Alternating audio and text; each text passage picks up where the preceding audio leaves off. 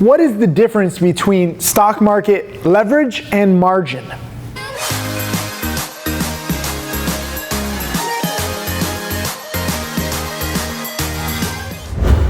What's up, Tim Sykes, millionaire mentor and trader here, answering your questions. A lot of people get confused. What is leverage? What is margin? Are they the same thing? The answer is no, they're very different. I use margin when I short sell a stock. When you short sell a stock, meaning you bet against it, you're borrowing shares from your broker. In order to take a negative position, you actually have to go to your broker and say, hey, can I borrow some shares that you will loan me, on margin?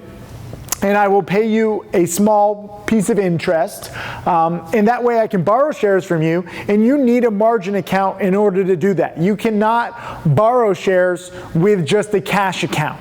You need margin. It is a loan from the broker to you. The good news is it's a very short-term loan, theoretically, if you're like me and you short like a sniper. You want to take your quick profits. I know there are some people who like to bet against these companies for months or years. They're like, this is GTZ, good till zero, this is a scam. And they pay a lot of margin interest because they're taking out like a longer-term loan. For me, I haven't paid that much margin interest because I'm just shorting a stock when I do short a stock for just a few hours or a few days. The margin interest is negligible. Leverage, on the other hand, is when you are borrowing from your broker, yes, but you're borrowing money. You're using money that you don't have. So different brokers offer different amounts of leverage.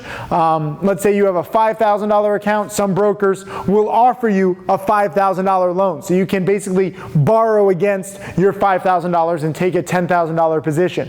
There are some brokers that offer 4-to-1 leverage, or even 6 or 10-to-1 leverage. So if you have $5,000 and they want to basically entice you and take advantage of your greed and you being a degenerate gambler, you can use your $5,000, use that as collateral, and borrow up to $50,000. Some Forex brokers, the most unethical, deplorable, disgusting companies in the world, they'll offer you 100-to-1 leverage because they know that most traders lose it. And they make their money off people who lose everything, and then frankly, they send them to collections and you're in debt to your broker. So you can have a $1,000 account with a Forex broker and risk $100,000. If you're wrong 1% on the investment, you're wiped out. If you're wrong 10%, you now owe the broker $9,000 extra. So I don't encourage you to use 100-to-1 leverage. I don't encourage you to use 6-to-1 or 4-to-1 or even 2-to-1 leverage. I don't like leverage. I don't even like going all in on stocks where you're using all your money and not even borrowing money from your broker. Any trade can go against you, okay?